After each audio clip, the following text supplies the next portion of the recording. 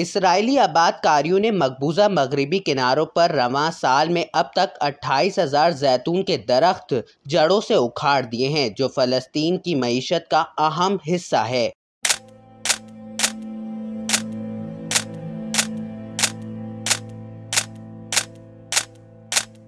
बैनुल-अक़वामी media ने मकामी फ़लस्तीनियों के हवाले से बताया कि वो इलेक्ट्रिक आरियों की आवाज़ सुनकर जाए वक़ुआ पर पहुंचे, जहां आबादकारों ने दरख्तों को उखाड़ा हुआ था। मकबूजा मगरबी किनारों पर फ़लस्तीनी शहर नाब्लस के जुनूब में किरावात गांव में जैतून के तकरीबन 70 दरख्त उखाड़े गए हैं, जिसके बाद ये तादाद रवां साल 28,000 हो गई है।